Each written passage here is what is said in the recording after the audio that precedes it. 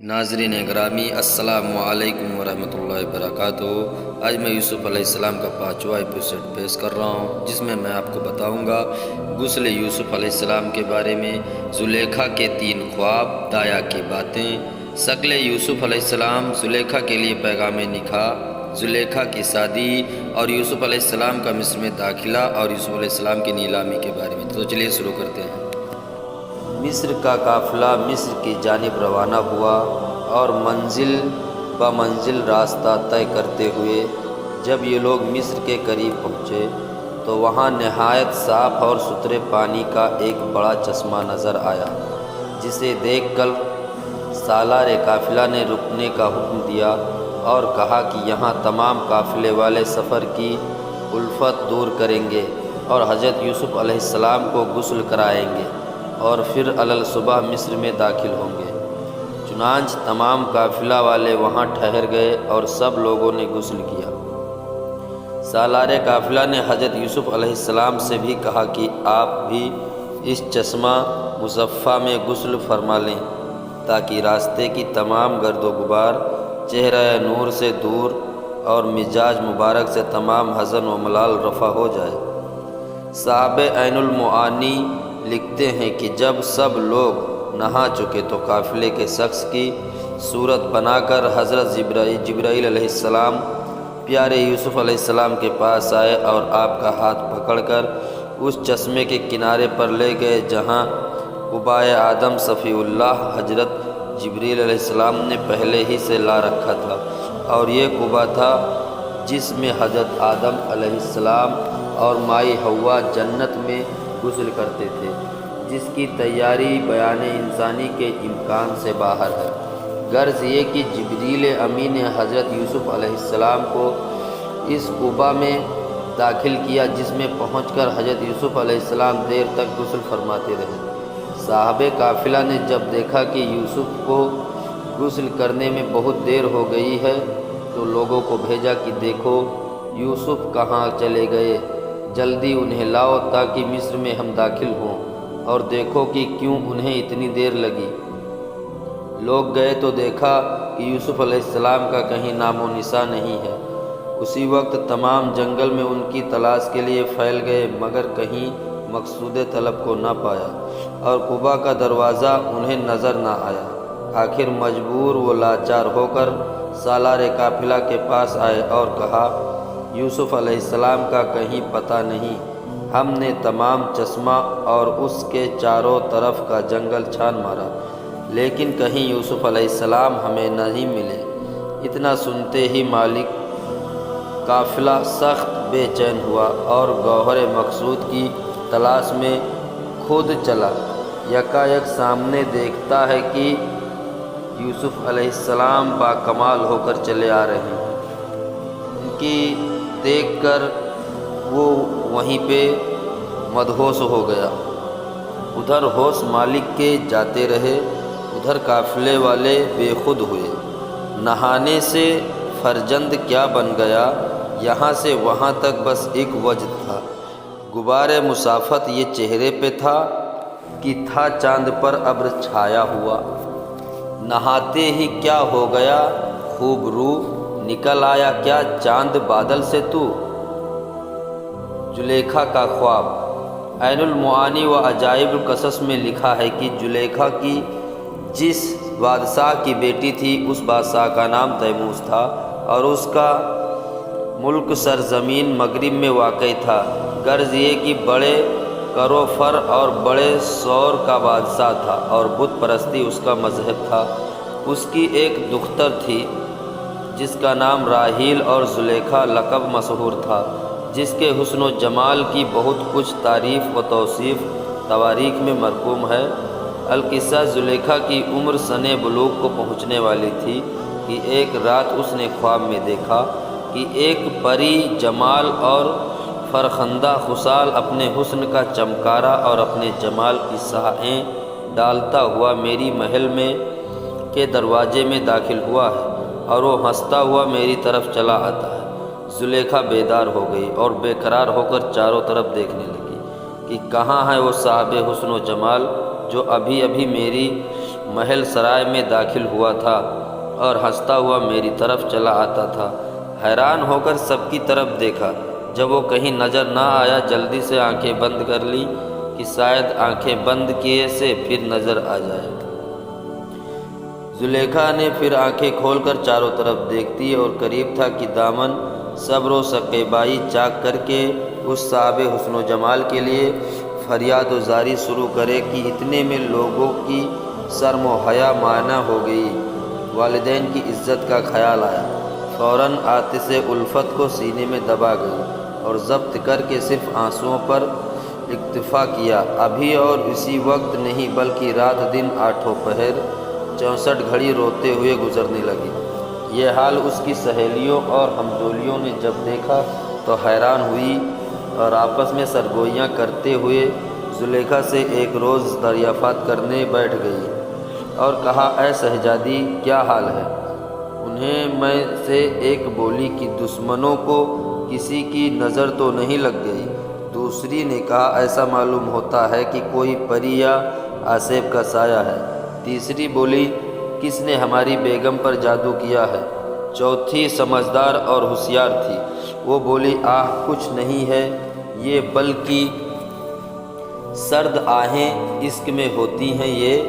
جان عاشق کی یوں نہیں کھوتی ہیں یہ، دل کسی پر اس کا شاید آ گیا، کوئی صورت نازنی دکھلا گیا، پاک دامن ہے اگر یہ نیک ذات، خواب میں آیا کوئی والا صفات، لے گیا ہے چھین کر وہ اس کا دل، رکھ گیا ہے اس پہ بس فرقت کی سل، خواب میں اس نے کوئی دیکھا ضرور،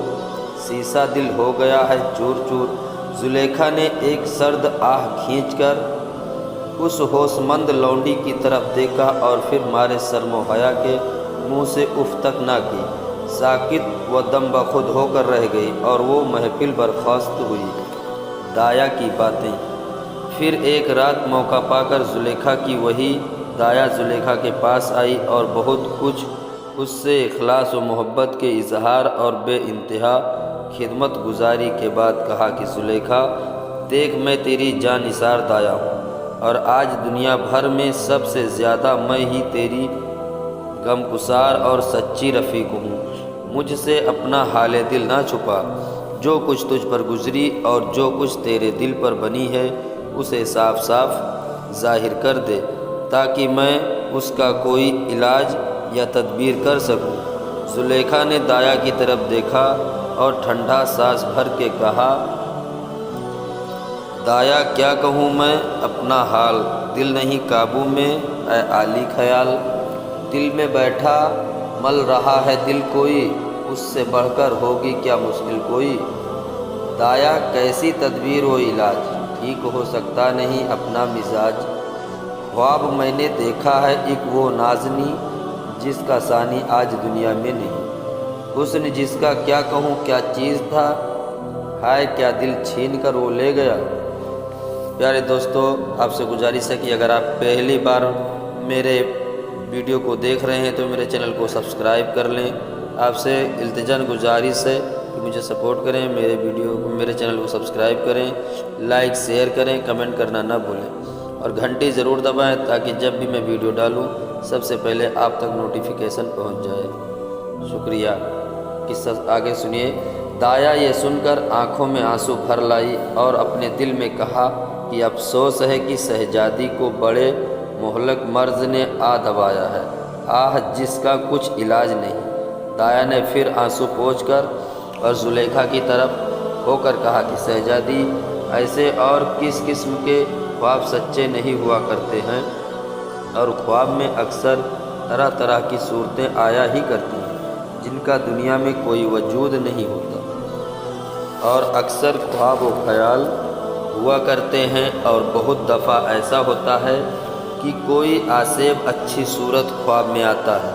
تو کیا اس کو دل دے بیٹھتے ہیں؟ یہ سن کر زلیخا کے چہرے پر بطور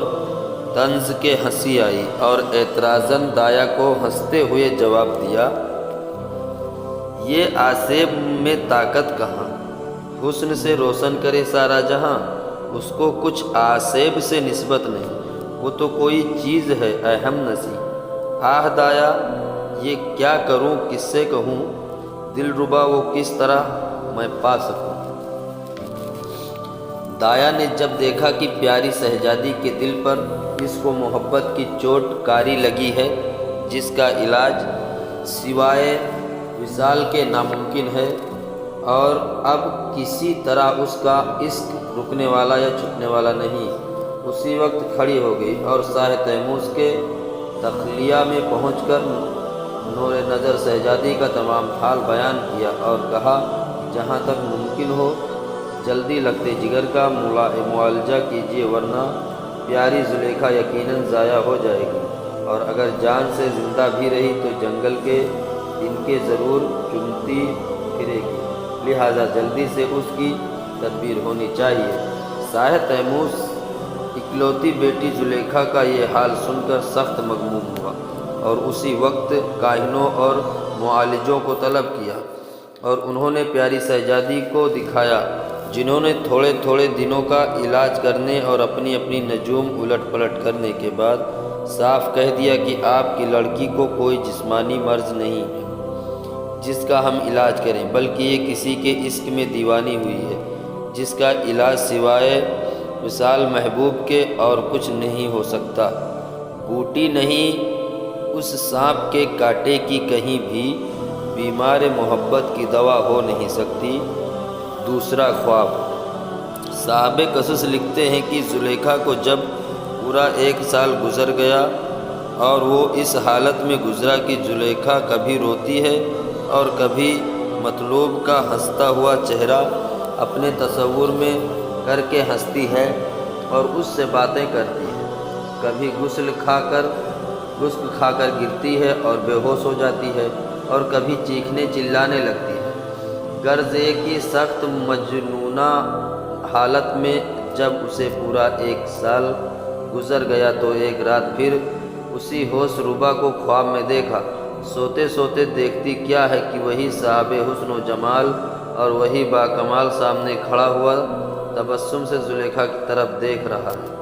اور منہ سے بات نہیں کرتا، محض صورت تصویر بنا ہوا کھڑا ہے۔ زلیخا خواب کے ہی عالم میں ننگے سر اور ننگے پاؤں اس صورت ہوش ربا مورت کی طرف دوڑی اور اپنا سر اس کے قدموں پر رکھ دیا اور زبان حال سے یہ کہنا شروع کیا، کون ہے تو اے سہ حسن و جمال، کس جگہ رہتا ہے تو اے باکمال، سچ بتا تو کون ہے اے نازنی، تیرا ثانی آج دنیا میں نہیں، تو نے میرا دل لیا ہے ہوش مند، مجھ پہ ڈالی اپنی الفت کی کمند، آہ میں بے چین ہوں تیرے لیے، حکم ہو سرکار کچھ میرے لیے، تو بشر ہے یا فرشتہ ہے کوئی، تلخ کی کیوں تو نے میری زندگی۔ خواب میں تصویر یوں گویا ہوئی اور یہ آہستہ سے اس نے بات کی، میں فرشتہ ہوں نہ میں جن ہوں کوئی، بلکہ میں ہوں ایک بشر، ایک آدمی، میں نے کیا تکلیف دی تجھ کو بتا، تو نے خود ہی مجھ کو اپنا دل دیا، پھر کہا طالب ہے تو میری اگر، عہد کر اور قول دے اقرار کر، چاہتی ہے تو اگر میرا وصال، دوسرے کا ہو نہ دل میں کچھ خیال، دوسرے کو میں بھی دیکھوں گا نہیں، آخرت ہم تم ہی ہوں گے ہم نصیب۔ زلیخا کا خواب یہاں تک پہنچا تھا کہ اس کی آنکھ کھل گئی، بے ساختہ پکار کر پوچھتی ہے کہ پھر آخر وہ دن کب ہوگا، مگر وہاں اب کون جواب دے، وہ تو خواب کی بات تھی۔ جواب تو یہ ملا کہ خیر ہے شہزادی، یہ نیند میں کیسی بدخوابی ہو رہی ہے،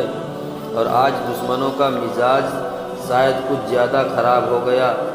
جو سوتے ہوئے باتیں ہونے لگی۔ زلیخا خواب میں اپنے پیارے مطلوب سے باتیں کر رہی تھی اور بیدار ہوتے ہی کانوں میں ناگوار لونڈیوں کی آواز آئی، جنہوں نے آخر وہ دن کب ہوگا کے جواب میں بدخوابی اور بہکانا بتایا۔ غصے میں سرخ ہو گئی زلیخا اور تمام لونڈیوں پر پتھر برسانے لگی اور کہا کہ او مردودو، میں نے خدا جانے کس سے ایک مبارک سوال کیا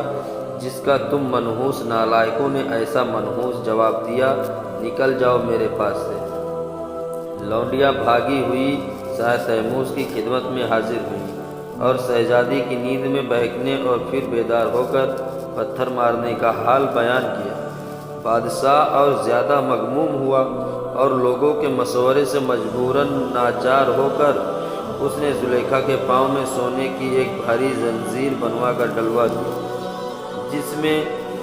لکھوا کر روپیے کے لال و گوہر جڑے ہوئے تھے اور عجیب و غریب تیاری سے بنی ہوئی تھی۔ وہ زنجیر پہنے ہوئے زلیخا روتی تھی اور اپنی زبان سے کہتی تھی، کس پری صورت کا آیا دل میں چاؤ، کس کے ملنے کا یہ ہوتا ہے بناؤ۔ یہ نیا زیور ہے اس کے واسطے، جو کہے اپنی نہ کچھ میری سنے۔ سال بھر میں جو کی آتا ہے نظر، کیسا اس کے واسطے ہے کر و فر۔ آ کے دیکھے آنے والا خواب میں، ہو رہی ہے مجھ پہ کیا زور و جفا۔ ہائے ہل سکتی نہیں میں اب ذرا، ہائے بن آئی ہے کیا مجھ سے خطا۔ زلیخا کا تیسرا خواب۔ پھر پورا سال گزرنے کے بعد زلیخا نے تیسری مرتبہ ایک رات خواب میں دیکھا کہ وہی ہوش ربا اسی طرح ہنستی ہوئی صورت لیے سامنے کھڑا ہے، جسے دیکھتے ہی زلیخا ننگے سر اس کے قدموں پر گر گئی اور اس مائے زبی کا دامن پکڑ لیا اور نہایت درد کے ساتھ روتے ہوئے کہا، تجھ کو اس ذات مقدس کی قسم جس نے تجھ کو یہ دیا جاہو حسم، تجھ کو سوگند اس انوکھی ذات کی جس نے پیدا کی ہے صورت یہ تیری، تجھ کو اس پیارے مصور کی قسم جس نے یہ تصویر کھینچی محترم۔ کس جگہ رہتا ہے تو اے نازنی، کچھ تو دے اپنا پتہ اے دل نسی، کون سا وہ شہر ہے اے ذوالفقار جس میں تو رہتا ہے اے عالی تبار۔ شکل یوسف۔ ہوں عزیز مصر میں اے نیک خو، کر وہاں ملنے کی مجھ سے جستجو۔ گویا کہ خواب میں تصویر یوسف نے اپنے آپ کو عزیز مصر ہونا آئندہ کے لحاظ سے بیان کیا، مگر زلیخا موجودہ عزیز مصر کو سمجھی کہ یہی ہے میرا مطلوب و محبوب۔ غرض کی زلیخا پچھلے خواب میں اپنے محبوب کا پتہ سن کر بیدار ہو گئی اور اسی وقت اپنی تمام خواہشوں اور کنیزوں کو آواز دی۔ خواتین اپنی بیگم کی ایک تندرست آواز پر، جو کہ 3 سال کے بعد ان کے کانوں میں آئی، حیرت زدہ ہوئیں اور مبارکباد دیتی ہوئی زلیخا کے پاس آئیں اور نہایت عمدہ اور فرحاں اپنی بیگم کو دیکھنا شروع کیا۔ زلیخا نے کہا، جاؤ اور میرے والد ماجد کو مژدہ خوشخبری سناؤ اور کہو آپ کی پیاری زلیخا بچ گئی اور دوبارہ زندگی اس کو ملی۔ اس کی بیماری سبھی جاتی رہی، جیسی وہ پہلے تھی ویسی ہو گئی۔ اس کا بس مقصود حاصل ہو گیا، جس کی جو یا تھی وہ اس کو مل گیا۔ گوہر مقصود حاصل ہو گیا، دے گیا وہ خواب میں اپنا پتہ، ہے عزیز مصر وہ عالی وقار، کر گیا ہے مجھ سے وہ قول و قرار۔ خواتین دوڑی ہوئی شاہ تیمور کے پاس پہنچی اور زلیخا کا مژدہ صحت افزا سنایا۔ بادشاہ باغ ہو گیا اور اسی وقت زلیخا کے پاس آیا۔ دیکھا کہ پیاری زلیخا ساد ہے اور نہایت تندرست اور خوش و خرم ہے۔ فوراً وہ طلائی بیڑی پاؤں سے نکالی اور کہا، اے نوریدہ، اے پیاری زلیخا، خاطر جمع رکھ، تیرا مقصود جلد حاصل ہونے والا ہے، کیونکہ مجھے خبرداروں سے یہ معلوم ہوا ہے کہ تیرے عقد نکاح کے لیے کتنے ہی ممالک سے اور کئی بادشاہ ہزاروں کی طرف سے پیغام نکاح آنے والے ہیں۔ ممکن ہے ان میں عزیز مصر کا بھی کوئی پیغام ہو، تو بس میں اسے روک لوں گا اور تیری آرزو پوری کروں گا۔ باپ کہتا ہے، نہ گھبرا ذرا دل میں اے نور عین،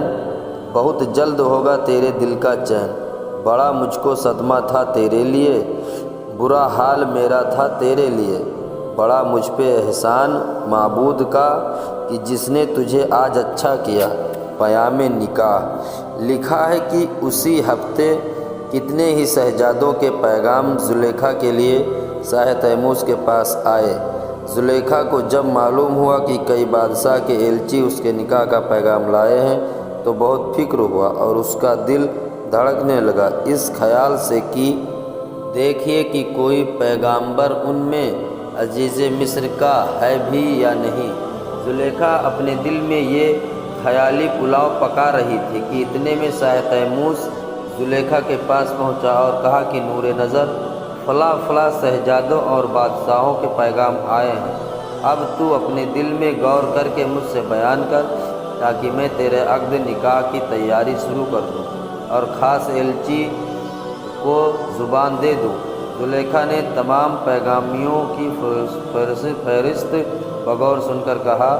مصر کا جب ایلچی کوئی نہیں،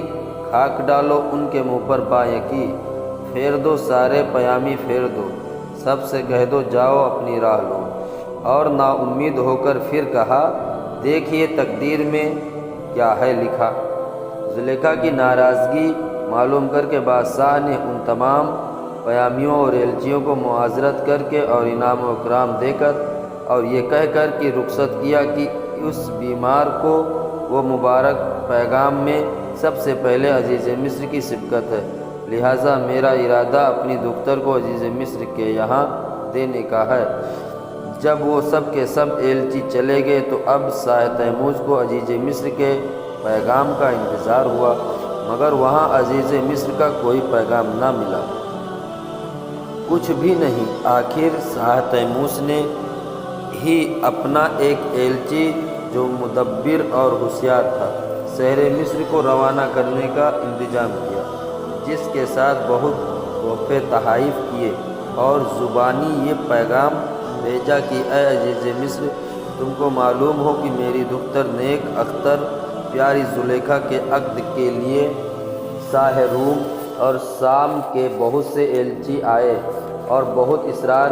سے انہوں نے اس مبارک عقد کے لیے کہا، مگر میں نے نامنظور کر دیا اور تمام قاصدوں کو واپس کر دیا، کیونکہ مجھے مالک مصر اور سرزمین مصر بہت پیاری اور مرغوب ہے، اس لیے میں چاہتا ہوں کہ اپنی پیاری دختر کو مصر میں رخصت کروں۔ ایلچی شاہ تیموس کا پیغام لے کر مصر پہنچا اور عزیز مصر کی خدمت میں حاضر ہو کر تحفے تحائف پیش کیے اور یہ پیغام عقد سنایا۔ عزیز مصر یہ پیغام سن کر بڑا خوش ہوا اور اپنے جامے میں پھولا نہ سمایا اور بہت کچھ مسرور ہو کر شاہ تیموس کے ایلچی سے کہا کہ میں خود شاہ تیموس کی خدمت میں حاضر ہوتا، مگر شاہ مصر کی حضوری سے مجھے ایک لمحہ کی فرصت نہیں، سخت مجبور ہوں اور اپنی طرف سے 1000 کنیزیں اور 200 مقربین اور معتمین مرد بزرگ اور 1000 غلام خوب روح اور بہت سے امیر و امراء شاہ تیموس کی خدمت میں روانہ کرتا ہوں، تاکہ وہ شاہ کی دختر کو نہایت احترام سے شاہ تیموس کی خدمت میں روانہ کرتا ہوں تاکہ وہ شاہ کی دختر کو نہایت احترام سے لے آئیں۔ ایلچی نے عزیز مصر سے کہا کہ ہمارے بادشاہ کو ان تکلفات کی چندان ضرورت نہیں، اس کو خدا نے سب کچھ دے رکھا ہے اور آپ کی دعا سے اس کے خزانے لبریز ہیں۔ تاہم عزیز مصر نے سب سامان ایلچی کے ساتھ ہی کر دیا اور اب وہ ایلچی پیاری دختر زلیخا کی بارات لے کر اپنے شہر میں پہنچا اور وہاں ایک دھوم دھام ہونے لگی۔ سنا جب زلیخا نے یہ گلگلا کہ اب مصر کا قافلہ آ گیا، خوشی سے پھر اس کا عجب حال تھا، گما مرغ شادی کا سب کو ہوا، ہنسی اس کے چہرے پہ یہاں تک پڑی کہ برسوں میں وہ کھلکھلا کر ہنسی،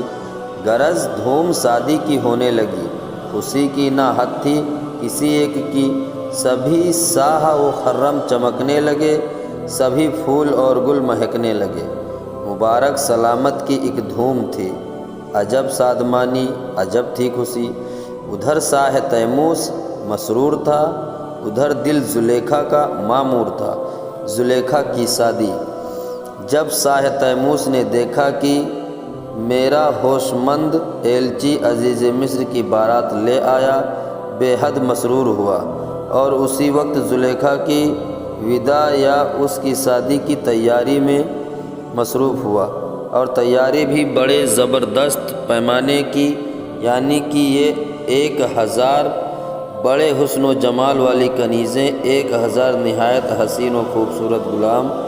1000 خوش و خرم گھوڑے، 1000 تیز روناق وقتی اونٹ، 200 فرس دیباج، 200 گوہر بے بہا، 200 مسک کی کابین، علاوہ اس کے اور بے انتہا سامان پیاری زلیخا کے جہیز میں تیار کیا، اور موافق قاعدے کے عزیز مصر سے نکاح کر کے نہایت تذوق و احتشام سے اپنی نور نظر کو رخصت کیا۔ جب یہ شان و شوکت کی بارات سرحد مصر کے قریب پہنچی تو عزیز مصر استقبال کی رسم کے مطابق حسب ذلیل تحائف منہ دکھائی دینے کے لیے دلہن کو لینے کے لیے خود آیا۔ سینکڑوں کنیزیں، سینکڑوں غلام نے بے انتہا گھوڑے، جوڑے اور بہت سا لال و گوہر جواہر، تعداد میں سونا چاندی اور خزانہ، غرض یہ کہ عزیز مصر منہ دکھائی دینے کے لیے بہت کچھ سامان لے کر مصر کے جنگل میں آیا۔ سامنے سے دیکھا کہ بارات آ رہی ہے، جس کی تیاری میں یہ معلوم ہوتا ہے کہ سونے چاندی کے بادل اٹھے چلے آ رہے ہیں، اور بیچ میں اس ماہی مراتب کا ایک ڈولا ہے جس میں اس کی دلہن سوار ہے۔ بہت ہی خوش ہوا، اور اسی وقت یہ اپنا سب سامان اس پر نثار کر دیا، اور بہت سا جواہر نچھاور کرتا ہوا مصر میں داخل ہونے کے لیے خوشی خوشی چلا۔ اور ادھر زلیخا کے دل میں زیارت یوسف علیہ السلام کا شوق اس قدر داؤ مانگیر ہوا کہ خوشی میں پھولی نہ سماتی ہے اور اپنے جامے سے باہر ہوئی جاتی ہے۔ آخر کار محل سرائے پہنچنے تک اس کو صبر نہ ہوا، اور اسی ڈولے میں سے زلیخا نے اپنے مطلوب و محبوب کو جھانک کر دیکھا۔ دیکھتی کیا ہے زلیخا جھانک کر؟ جو عزیز مصر ہے یا کر ہے سیاہ فام و حبس کا سا غلام، ساتھ ہے جس کے یہ سب کچھ ازدحام، جس کے یہ کچھ کر ہے، ساتھ ساتھ کر رہا ہے شکل میں بطنوں کو مات۔ جب زلیخا نے اپنے ڈولے سے عزیز مصر کو جھانک کر دیکھا تو اسی وقت خواصوں کو کہا کہ ہائے افسوس، یہ وہ عزیز مصر نہیں ہے، ہائے زلیخا کا ڈولا لٹ گیا، ہائے اس کا تخت تاراز ہو گیا۔ زلیخا کہتی ہے، جو کچھ میں نے دیکھا خواب میں وہ نہ دیکھا عالم اسباب میں۔ میرا قول تھا اس ذات سے، میں بچوں گی دوسروں کے ساتھ سے، ہائے اب کیا منہ دکھاؤں گی اسے، جب کہ اس حبشی کے پھندے پڑ گئے۔ دلربا میرا کہے گا مجھ سے کیا، اے زلیخا کیا یہی اقرار تھا؟ عہد مجھ سے کر کے یوں توڑا اسے، کیوں کر ہوگا منہ یہ اس کے سامنے؟ ہائے کس کی قید میں آ کر پھنسی، ہائے کیا قسمت کی گردش آ گئی۔ اس طرف ماں باپ سے بھی میں گئی، اس طرف پائی نہ کوئی بہتری، ہائے میں اور بیچ میں کیسی لڑی، اے میرے معبود یہ کیسی ہوئی؟ کون جا کر یہ کہے تیموس سے، اب بتا اے باپ بیٹی کیا کرے؟ جس کا ڈولا لٹ گیا پردیس میں، زندگی اب اس کی ہو کس بھیس میں؟ ہائے میں دھوکے میں یہ کیسی لٹی، جان میری کیسے نرگے میں پڑی؟ کس گھر کی رہی میں اے فنا، تو کہاں ہے آہ پیارے یوسفا؟ تو عزیز مصر ہے کس مصر کا، اب بھی کچھ بگڑا نہیں جلدی بتا۔ زلیخا یہ باتیں کہہ رہی تھی کہ بس آئی آواز یوسف کان میں، کوئی کہتا ہے کھڑا سنسان میں ہوں یوسف، اے زلیخا صبر کر، کل تجھے آ جاؤں گا میں خود نظر، میں ابھی ایک قافلے کے ساتھ ہوں، آ نہیں سکتا ہوں تجھ تک کیا کروں؟ کل عزیز مصر میں ہو جاؤں گا اور رہائی قافلہ سے پاؤں گا۔ سن کر یہ آواز غیبی کی ندا، کچھ دلاسا سا زلیخا کو ہوا۔ زلیخا یہ ندائے غیبی سن کر بے حد مسرور ہوئی، اور پہلے عزیز مصر کی طرف سے اس کا غم غلط ہوا، اور اپنے پیارے عزیز مصر کے انتظار میں جھوجھکا ادھر ادھر دیکھنے لگی کہ اتنے میں آہستہ آہستہ اس کا ڈولہ عزیز مصر کی محل سرائے میں پہنچا، جہاں کی تیاریاں جس قدر بھی دیکھتی تھی اسی قدر اپنے مطلوب کے لیے اس کا دل ٹوٹتا ہوا تھا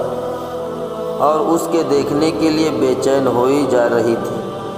خیر جو تو کر کے رات ہوئی، اس سیاہ فام عزیز مصر نے زلیخا کی صورت دیکھی، نی چاہی، ذرا نگاہ پڑی تھی کہ سارے جسم میں رعشہ آ گیا اور عزیز مصر تھر تھر کانپنے لگا، کیونکہ یہ امانت ایک نبی کی تھی، یہ امانت ایک معصوم پیغمبر کی تھی۔ تھر تھراتا کانپتا واپس ہوا، غائبانہ اس کا خادم بن گیا۔ یوسف علیہ السلام مصر میں داخلہ۔ جب اس قبائے رحمت سے حضرت یوسف علیہ السلام غسل فرما کر باہر تشریف لائے، جس میں وہ نہا رہے تھے اور قافلہ کا مالک انہیں ڈھونڈ رہا تھا، لیکن جبریل علیہ السلام نے حضرت آدم علیہ السلام کے نہائے ہوئے، جس میں جنت میں حضرت آدم علیہ السلام اور ہوا غسل کرتے تھے، جو میں پیچھے آپ کو بتا چکا ہوں، اس میں نہا رہے تھے، تو اس میں بہت وقت لگا، اس لیے مالک قافلہ نے انہیں ڈھونڈنے کا حکم دیا، لیکن سب لاچار و بے بس ہو کر واپس آ گئے، کیونکہ حضرت جبریل علیہ السلام وہاں موجود تھے، اس لیے وہاں انہیں کچھ دکھائی نہ دیا۔ لیکن جب غسل فرما کر باہر تشریف لائے تو آپ کے حسن و جمال کی اس وقت عجیب کیفیت تھی، یعنی حد یہ ہے کہ جو دیکھتا تھا آپ کو اسی وقت گسک کھا کر زمین پر گر جاتا تھا، مطلب بے ہوش ہو جاتا تھا، اور یہ محرم کی 9 تاریخ اور شام کا وقت تھا اور مصر کی سحر پناہ سامنے آ رہی تھی۔ ادھر یہ قافلہ مصر میں داخل ہونے کے لیے چلا جا رہا تھا، ادھر زلیخا اپنے اس خاوند یا عزیز مصر سے اجازت لے کر بظاہر شام کے سہانے وقت کی سیر کرنے اور در حقیقت اپنے حقیقی محبوب و مطلوب کی تلاش میں اپنے خواصوں کو لیے ہوئے ہاتھی کی انباری پر سوار مصر کے جنگل میں پھر رہی تھی اور منتظر تھی کہ میرے محبوب نے مجھ سے وعدہ کیا ہے اور آج مجھے ضرور جمال دکھلائے گا کہ اتنے میں سامنے سے کچھ گرد و غبار اڑتا ہوا معلوم ہوا۔ اتنی سہارانہ ہوئی کہ وہیں اس کا انتظار کر کے اپنے ہاتھی کو دوڑا کر وہیں پہنچی اور قافلہ کے ایک طرف اپنا ہاتھی کھڑا کر کے قافلہ کی لائن دوڑی دیکھتی رہی۔ جب قافلہ کا پچھلا حصہ اس کے سامنے سے گزرنا شروع ہوا تو ایک گھوڑے پر اس نے وہی باقا سوار دیکھا جس کے لیے وہ اپنا جان و مال سب کچھ نثار کر چکی تھی۔ دیکھتے ہی فوراً گس کھا کر ہاتھی پر سے نیچے گری اور بے ہوش ہو گئی، جس پر خواصیوں اور کنیزیں بمشکل تمام زلیخا کو ہوشیار کر کے محل سرائے میں لائی۔ محل میں آتے ہی زلیخا نے عزیز مصر کو فوراً بلایا اور کہا، افواہاً سنا ہے کہ کل الصبح ایک عجیب و غریب قافلہ مصر میں آئے گا، جس کے دیکھنے کے لیے میں بھی جاؤں گی اور تم بھی چلنا۔ عزیز زلیخا کی بے حد عزت کرتا ہی تھا کہ اچھا تم بھی جانا اور میں بھی چلوں گا۔ ادھر مالک قافلہ نے جب دیکھا کہ مصر کی کوئی بڑی بیگم گسک کھا کر ہاتھی پر سے نیچے گری، فوراً جمال یوسف پر نقاب ڈال دی اور نہایت امن و سکون سے وہ شہر میں قافلہ لے کر داخل ہوا۔ دیکھیے اب مصر میں ہوتا ہے کیا، ایک پتلا آن پہنچا حسن کا، دیکھیے اب کیا قیامت آ بنے، دیکھیے اب کیا وہاں ہو کر رہے، دیکھیے کس کس پہ بنتی ہے وہاں، کس قدر مخلوق ہوگی نیم جاں، کون کون ایک شخص کو دیتا ہے دل، کون کون اس سے بنے گا مزمحل۔ یوسف کنعان کا حسن و جمال، دیکھیے کس کس کو کرتا ہے حلال، یوسف علیہ السلام کا جمال۔ تفسیر اسرار المحبت میں حضرت امام غزالی رحمۃ اللہ تعالیٰ علیہ فرماتے ہیں، جب مصر میں یوسف کنعانی کے داخل ہونے کی خبر مشہور ہوئی تو اس روز یوم عاشوراء تھا۔ الصبح ہزارہا مخلوق یوسف علیہ السلام کا جمال دیکھنے کے لیے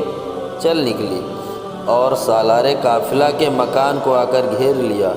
اور اب دیوانہ وار چاروں طرف دیکھ رہے ہیں کہ کہیں وہ مطلوب نظر آئے۔ سالار قافلہ ہنگامے سے گھبرا کر مکان کی چھت پر چڑھ گیا اور عاشقوں کی طرف مخاطب ہو کر کہا کہ آپ لوگ کیوں آئے ہیں؟ جواب دیا گیا، ساتھ ہے تیرے جو کنانی غلام، دیکھنے آئے ہیں ہم اس کو تمام۔ ایک نظر اس کو دکھا دے تو ہمیں، لا سکے تو صبر لا دے تو ہمیں۔ دل کھنچے جاتے ہیں تیری ملک پر، جان و دل لے کر اور دکھا دے ایک نظر۔ سالار قافلہ نے جب دیکھا کہ یہاں کوئی مخلوق یوسف کو دیکھنے کے لیے بےتاب ہے اور دیوانہ وار مخلوق ہے کہ چلی آئی ہے، بلند آواز سے کہا، جو کوئی یوسف کو ایک نظر دیکھنا چاہے وہ ایک اصرفی داخل کرے۔ یہ سنتے ہی سالار قافلہ کے مکان پر اصرفیوں کا مینہ برسنا شروع ہو گیا، اور ایک آنے واحد میں ایک کرسی پر بیٹھا کر اس کے چہرے سے نقاب اٹھا دی۔ اب جو مخلوق نے یوسف علیہ السلام کا جمال دیکھا تو دیکھتے ہی نظریں چوندھیا گئیں، آنکھیں پتھرا گئیں، ٹکٹکی باندھے ہوئے سب ہوش و حواس یوسف کی نظر چڑھا بیٹھے، اور پھر وہ جو وہاں سے نکلے تو قدم لڑکھڑاتے ہیں اور دیوانوں کی طرح ہر ایک دوسرے کو حیرت سے دیکھتا ہے۔ نیز بدحواس یہاں تک ہو گئے کہ نہ تو کوئی کسی کو پہچانتا ہے اور نہ کوئی آپس میں کلام کرتا ہے۔ عرصہ تک یہی کیفیت رہی۔ اس کے بعد جب لوگوں میں کچھ سکون آنا شروع ہوا اور اب وہ اپنے اپنے گھروں کا راستہ ڈھونڈتے پھرتے ہیں تو ہر پھر کر اسی میدان میں آ کھڑے ہوتے ہیں جہاں یوسف علیہ السلام کا جمال دیکھا تھا۔ غرض یہ کہ وہ تمام دن عجیب حالت میں گزرا۔ پھر جب دوسرا دن ہوا تو سالار قافلہ نے حکم دیا کہ آج یوسف علیہ السلام کی زیارت کے لیے وہ شخص آئے جو 2 اصرفیاں اپنے ساتھ لائے۔ چنانچہ اہل مصر یہ خبر سنتے ہی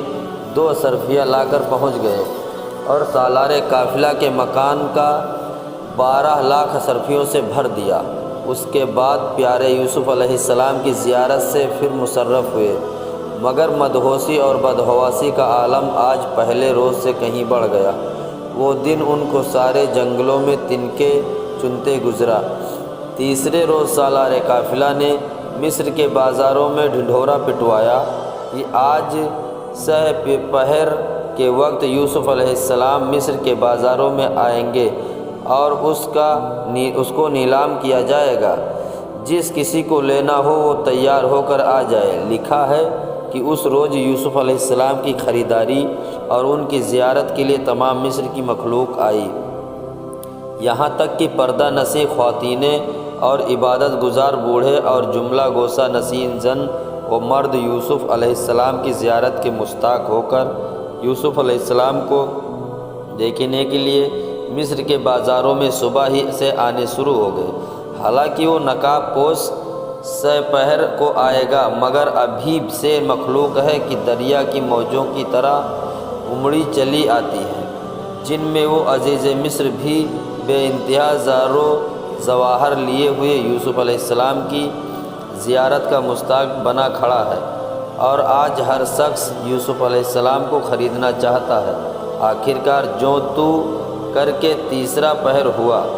اور ایک بلند مقام پر سونے کی ایک کرسی بچھائی گئی اور یوسف علیہ السلام نقاب پوش کو اس پر لا کر بٹھایا گیا اور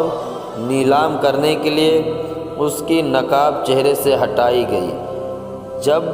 نظر اس پر پڑی مخلوق کی، ایک بجلی تھی کہ جو سب پر گری، نیم بسمل ہو گئے پیر و جواں، بند گئی ایک ایک کی بس ہچکیاں، یہ ہر طرف گل تھا یہ آہو بکا، ہائے یوسف کی صدا۔ ایک عورت بازگہ نامی جو مصر کی امیر زادی اور قوم عاد کے گھرانے کی ایک رئیسہ تھی، وہ 1000 کھچر ضرور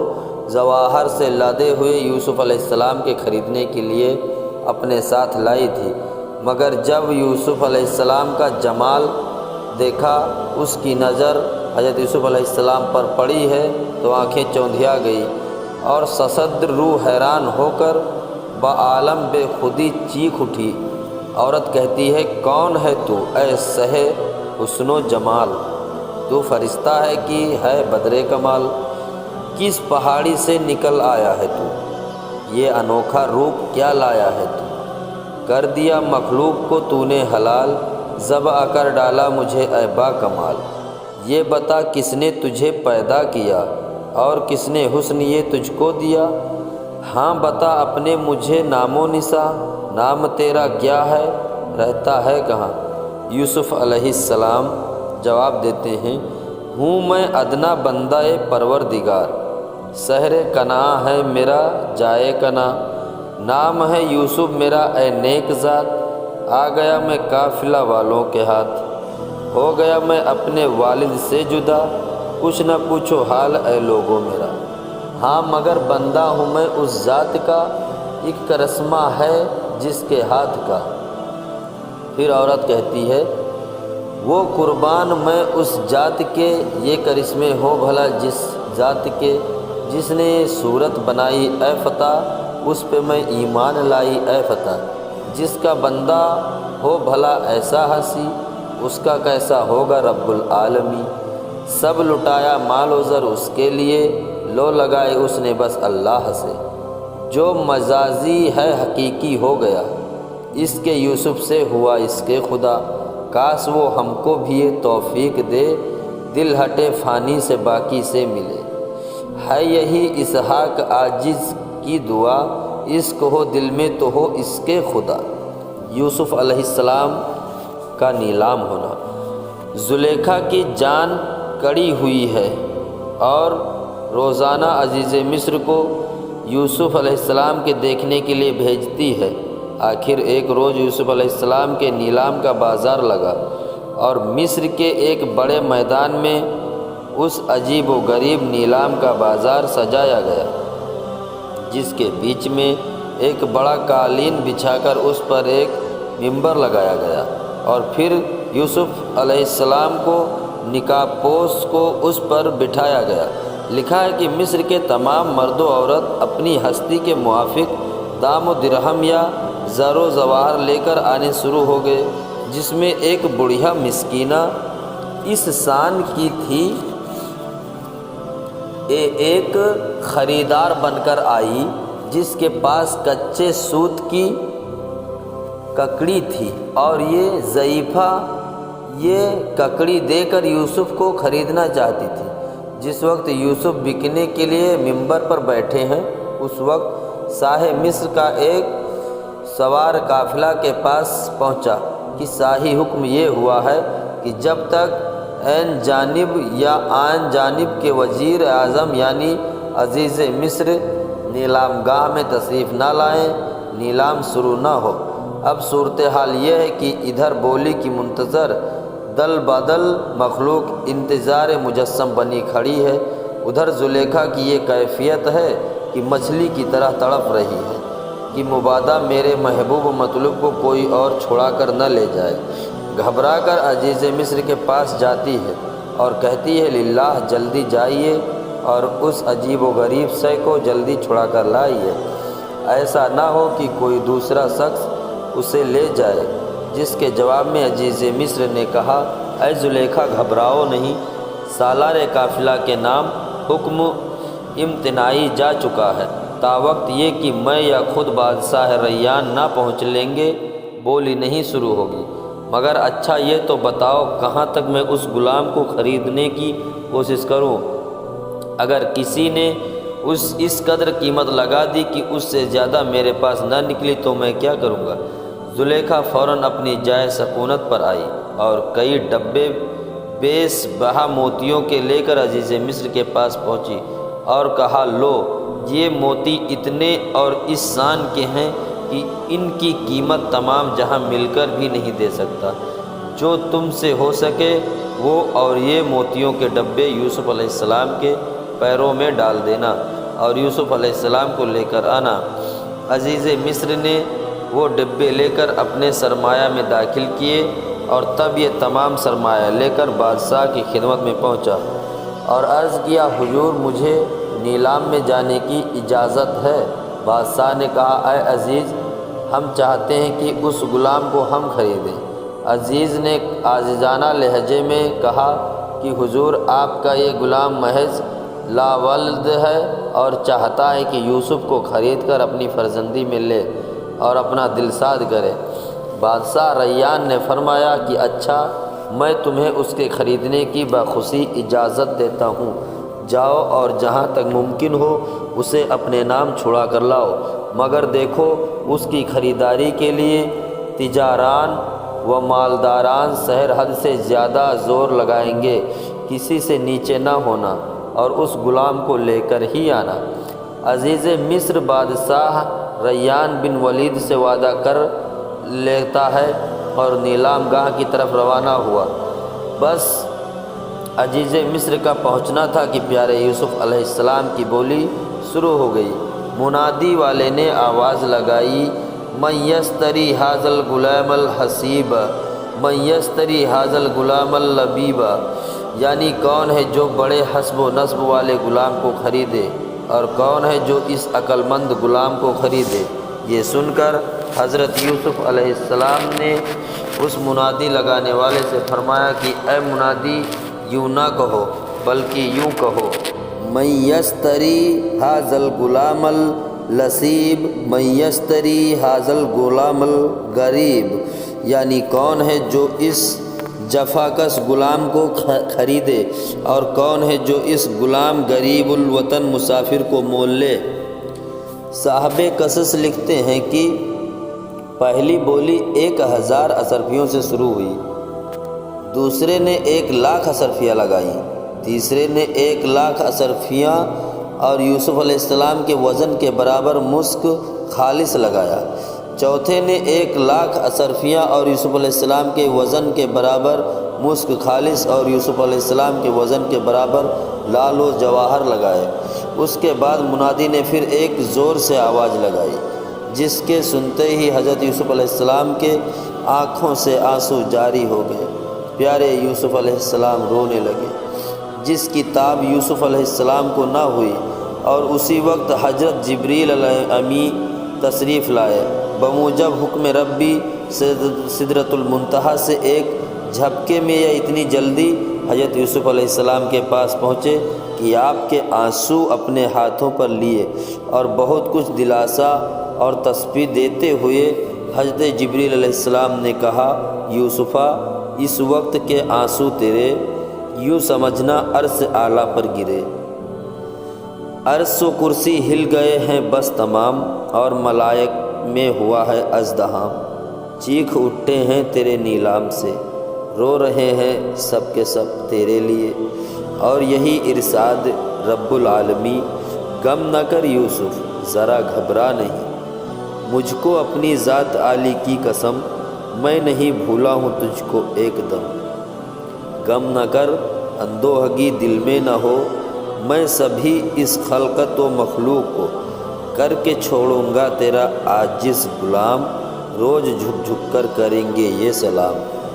دے رہے ہیں آج جو قیمت تیری کل تیرے ہاتھوں بکیں گے یہ سب، آج چرچا ہے تیرے نیلام کا کل کو ڈنکا ہوگا تیرے نام کا۔ جبریل علیہ السلام سے یہ کلام مسرت انجام سنتے ہی حضرت یوسف علیہ السلام ساد ہو گئے کہ اتنے میں منادی نے پھر آواز دی من یشتری ھذا الغلام، یعنی کون اس غلام کو خریدتا ہے۔ پیارے یوسف علیہ السلام نے اس منادی کی طرف جھک کر فرمایا اے منادی یہ کہہ کر آواز لگا من یشتری صدیق اللہ ابن اسرائیل اللہ ابن خلیل اللہ، یعنی کوئی ہے جو اللہ کے صدیق اور حضرت یعقوب علیہ السلام کے بیٹے اور حضرت ابراہیم خلیل اللہ کے پوتے کو خریدے، مگر حضرت یوسف کا منادی سے یہ کہنا سالار قافلہ نے سن لیا، جس کو سنتے ہی وہ سن ہو گیا اور اس کی آنکھوں تلے اندھیرا آ گیا، اور منادی کو خاموش کر کے دم بخود دیا سکتے کے عالم میں کھڑا کا کھڑا رہ گیا۔ جب بڑی دیر کے بعد مالک کے حواس درست ہوئے تو اسی وقت حضرت یوسف علیہ السلام کا ہاتھ پکڑ کر ایک طرف لے گیا اور قدموں میں گر پڑا اور لرزتے کانپتے یہ کہنا شروع کیا، کیا خلیل اللہ کے تم ہو پسر، حضرت یعقوب کے نور نظر؟ حیف پوشیدہ یہ مجھ سے کیوں رکھا، کیوں نہ ظاہر چاہ کناں پر کیا؟ آپ کو سر پر بٹھاتا اے جناب، آپ کو مالک بناتا اے جناب، پاؤں دھو دھو کر پیا کرتا صدا، پیش آتا کیوں یہ ایسا واقعہ؟ اے مقدس ذات اب میں کیا کروں، اس گناہ سخت سے کیوں کر بچوں؟ اے نبی کو بیچنے بیٹھا ہوں میں، ہائے کیسے ظلم پر چھایا ہوں میں، کیا بڑی تفسیر مجھ سے یہ ہوئی آل اسرائیل کے نیلام کی۔ اے جناب یوسف علیہ السلام، اب اگر میں آپ کو نیلام گاہ سے اٹھا لیتا ہوں تو تمام ملک مصر میں میری عزت برباد ہو جائے گی اور میری شان پر وہ بدنما دھبا لگے گا جس کا چھٹنا مشکل ہو جائے گا، اور پھر سارے ملک میں مجھے منہ دکھانے کی جگہ نہ رہے گی، اور اگر نیلام گاہ میں بٹھا کر آپ کو نیلام کرتا ہوں تو خاندان نبوت کی سخت ترین توہین ہوتی ہے جس سے خدا کو منہ دکھانے کے لیے کوئی جگہ باقی نہ رہے گی۔ سخت پریشان ہوں، کیا کروں اور کیا نہ کروں۔ حضرت یوسف علیہ السلام نے سالار قافلہ کا یہ صاف ستھرا خیال اور اس کا دلی حزن و ملال معلوم کر کے نہایت محبت اور ہمدردی سے فرمایا، اے مالک تو اپنے دل میں ذرا غمگین نہ ہو اور بلا خوف و خطر مجھے نیلام کر دے۔ مرضی مولا یوں ہی تھی جس میں مجھے اور کسی کو دم مارنے کی طاقت نہیں، اور ایسے مصائب و تکالیف برداشت کرنا ہم لوگوں کا عام سیوا ہوتا ہے، اور افعال الہی پر ہم لوگ جان و مال سے راضی ہوتے ہیں۔ اے سالار قافلہ، جو کچھ تم کر رہے ہو بے شک کرو، لیکن اتنا ضرور میرا کہنا مانو کہ وہ بئی نامہ جو کنویں سے نکلتے وقت میرے بھائیوں نے تمہیں لکھ کر دیا تھا وہ مجھے دے دو، تاکہ بوقت ملاقات کبھی نہ کبھی اپنے بھائیوں کو دکھا سکوں۔ یہ سنتے ہی سالار قافلہ نے وہ اسی وقت حضرت یوسف علیہ السلام کے حوالے کیا۔ آپ نے وہ بئی نامہ لے کر فرمایا، اب تمہارا جو جی چاہے وہ کرو۔ سالار قافلہ نہایت نادم تھا۔ آخر اسی ندامت کی حالت میں حضرت یوسف علیہ السلام کو لے کر نیلام چوکی پر بٹھایا، جہاں بے انتہا مخلوق حضرت یوسف علیہ السلام کو لینے کے لیے ہمتن شوق مجسم بنی ہوئی کھڑی ہے، اور ہر شخص یہ ارادہ رکھتا ہے کہ جہاں تک ہو سکے یوسف علیہ السلام کو میں ہی اپنے نام چھڑاؤں۔ کہ اتنے میں بولی شروع ہوئی اور ایک آن میں قیمت بڑھ چڑھ کر عزیز مصر کے نام بولی ختم ہو گئی، یعنی عزیز مصر نے پیارے یوسف علیہ السلام کی کیا قیمت دی۔ قصص میں لکھا ہے کہ 10 لاکھ اصرفیاں، 40 لاکھ درہم، 100 لڑیاں یا 100 ہار گوہر آبدار، 1000 نافے، 1000 سمامہ عنبر، 1000 کافوری کی ڈالیں، 1000 رومی اطلس کے تھان، 1000 رومی مخمل کے تھان، 1000 ناکے مع سوار، 1000 تازی گھوڑے مع ساز و سامان، 1000 رومی کنیزیں، 1000 فوج و سپاہ، اور بہت کچھ زر و جواہر اور بے انتہا مال و دولت دے کر سالار قافلہ سے عزیز مصر نے حضرت یوسف علیہ السلام کو لے لیا۔ غرض کہ اللہ تعالیٰ نے پیارے یوسف علیہ السلام کی تمنا کے مطابق بہت سے بہت اور زیادہ سے زیادہ قیمت بھی دلوا دی اور اپنے بندے یوسف کو خوش کر دیا۔ جب عزیز مصر نے یوسف علیہ السلام کو خرید لیا اور انہیں اپنے ساتھ لے کر چلنے کا ارادہ کیا تو سالار قافلہ نے بموجب دوسری روایت کے عزیز مصر کے پاس آ کر کہا کہ میں نے اس مبارک فرزند کو 18 درہم میں خریدا ہے، پس میں وہی 18 درہم اس کے بدلے میں لینا چاہتا ہوں تاکہ اس بابرکت ذات سے روحانی دولت حاصل کر سکوں۔ یہ کہہ کر حضرت یوسف علیہ السلام کی طرف مخاطب ہوا اور آبدیدہ ہو کر کہا کہ میں آپ کے اوپر یہ تمام دولت نثار کرتا ہوں اور سوائے 18 درہموں کے اور کچھ نہیں لوں گا۔ کیونکہ آپ نبی اور نبی زادے ہیں، اس لیے آپ کی عظمت میرے دل میں اور میری رگ رگ میں اتر گئی ہے۔ نیز دوسری بات یہ ہے کہ میں لا ولد ہوں اور کوئی اولاد نہیں رکھتا ہوں، اس لیے چاہتا ہوں کہ آپ میری خدمت کے صلہ میں میرے لیے دعا فرمائیں کہ اللہ تعالیٰ میرے ہاں اولاد عطا فرمائے۔ سالار قافلہ کی یہ باتیں سن کر حضرت یوسف علیہ السلام بہت خوش ہوئے اور اس کے حق میں دعائے خیر فرمائی، جس کی نسبت لکھا ہے کہ اللہ تعالیٰ نے سالار قافلہ کی 2 بیویوں اور 12 لونڈیوں میں سے تھوڑے ہی عرصے میں 24 فرزند عطا فرمائے اور اس کے گھر میں اولاد کی ایک فوج ہو گئی۔ کارگر ہوتی ہے نیکوں کی دعا، باروئے ہوتی ہے نیکوں کی دعا، غافلوں کا مانگنا ان کی دعا، بڑبڑاتا جیسے ایک سوتا ہوا، نیک و بد میں جاگتے سوتے کا بل، ہے حقیقت میں یہی سچی مثل۔ دوستوں کی لاج رکھتے ہیں سبھی، کام آتی ہے یقینی دوستی، دوستی اگر ہوگی کہیں سچی، منہ سے بول اٹھے گی وہ خود بایکی، دوستی سچی ہوگر اللہ سے، کیوں مسلمانوں کی پھر حالت گرے۔ حضرت یوسف علیہ السلام کا محل میں داخلہ۔ حضرت یوسف علیہ السلام کو نہایت عزت اور احترام کے ساتھ شاہی محلات کی طرف جب عزیز مصر لے چلا تو وہاں پہلے ہی شاہی محلوں میں ایک دھوم تھی اور آپ کے استقبال کے لیے بے حد تیاریاں ہو رہی تھیں۔ نیز بادشاہ ریان کا یہ حکم تھا کہ آج ہمارے محلات میں وہ صورت آنے والی ہے جس کے سامنے چاند اور سورج مانند ہے، اس لیے ہم چاہتے ہیں کہ آج شاہی محلات سجائے جائیں اور جتنا بھی بناؤ کیا جائے کم ہے۔ بس آج تمام حسینان مصر انتہائی زرق برق لباس اور زیورات سے آراستہ ہو کر موجود ہیں، تاکہ یوسف علیہ السلام بھی جان لیں اور اسے بھی معلوم ہو جائے کہ حسن میرا ہی حصہ نہیں ہے بلکہ مصر میں بھی بڑے بڑے حسن موجود ہیں۔ غرض یہ کہ بادشاہ ریان بن اولید نے اپنی محل سرائے میں وہ سامان مہیا کر لیا جس سے اس کے خیال میں حسن یوسف ضرور بلند ہو کر رہے گا۔ ادھر عزیز مصر یوسف علیہ السلام کو اپنے ساتھ لیے ہوئے پہلے شاہی محل میں داخل ہوا، جہاں پیارے یوسف علیہ السلام کے قدم رکھتے ہی شاہی محل میں ایک بجلی چمک اٹھی اور آپ کا جمال دیکھتے ہی وہ سارے کے سارے حسینان مصر اور باقی کنیزیں از خود رفتہ بے ہوش ہو کر گر گئیں اور محل میں ایک وجد کا سا عالم ہو گیا، اور پھر ہوش آنے کے بعد وہ سب کے سب نہایت منفعل اور نادم ہوئے اور کہا کہ فی الحقیقت یہ تصویر مصور حقیقی نے ان ہاتھوں سے بنائی ہے جس کا مقابلہ تمام جہاں مل کر بھی نہیں کر سکتے۔ آخر بادشاہ مصر پکار اٹھتا ہے اور کہتا ہے، اے عزیز مصر، تو کیا چیز ہے جس کے آگے ماند ہے ہر ایک سے؟ یہ محل میں آج جو لایا ہے تو کس کے لینے کی یہ کی ہے جستجو؟ آہ کس گھر میں رکھے گا تو اسے؟ گھر سجایا بھی کوئی اس کے لیے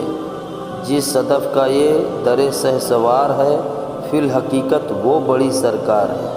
آج تو وہ چیز لایا اے عزیز جس سے بچ جاتی رہے عقل و تمیز۔ ہاتھ ملتا تھا وہاں ہر نازنی، ہائے ایسی سے کبھی دیکھی نہیں۔ جب وہاں بڑھنے لگی یہ گفتگو لے گیا ان کو عزیز نیک خو۔ عزیز مصر حضرت یوسف علیہ السلام کو اپنی محل سرائے کی طرف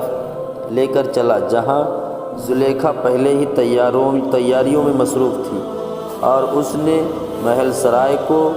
اس درجہ آراستہ و پیراستہ کیا تھا کہ ایسی تیاریاں ریان بن اولید شاہ مصر کے محل میں بھی نہ ہوئی تھی۔ غرض کی عزیز مصر پیارے یوسف کو لے کر اپنی محل سرائے میں پہنچا، جہاں ایک ایک شے نے آپ کا استقبال کیا اور بے حد سرور و شادمانی کا جوش و خروش ظاہر ہوا، اور زلیخا کو آج 3 سال کے بعد وہ صورت نظر آئی جس کے لیے 3 سال تک ماہی بے آب، قیطرہ، بے قرار و بے تاب تھی، جس نے یوسف علیہ السلام کو دیکھا اور اپنے آپ کو بے ہوشی اور غسکی سے سنبھالنے کی پوری کوشش کی اور اظہار محبت کے پوشیدہ رکھنے اور شادی مرگ سے بچنے کے لیے جان پر کھیل کر دم بخود اور ساکت بیٹھی دیکھتی رہی کہ اتنے میں عزیز مصر نے کہا، جیسا کہ اللہ تعالیٰ فرماتا ہے، عزیز مصر کی جس نے یوسف کو مول لیا تھا اس نے اپنی بیوی زلیخا سے کہا، اے زلیخا دیکھو اسے نہایت عزت و احترام سے رکھنا، امید ہے کہ یہ ہم کو نفع دے گا اور ہم اس کو اپنی فرزندی میں لے لیں گے۔ جسے سن کر زلیخا نے بے حد خدمت و مدارت کا اقرار کیا اور اپنے دل میں کہا، اے عزیز جو کچھ اللہ کو منظور ہے وہ ہوگا۔ چنانچہ منظور ایجدی یوں تھا کہ زلیخا حضرت یوسف علیہ السلام کی بیوی ہوں گی اور حضرت یوسف علیہ السلام زلیخا کے خاوند ہوں گے، اور پھر ان دونوں نفوس سے انبیاء و صلحاء پیدا ہوں گے۔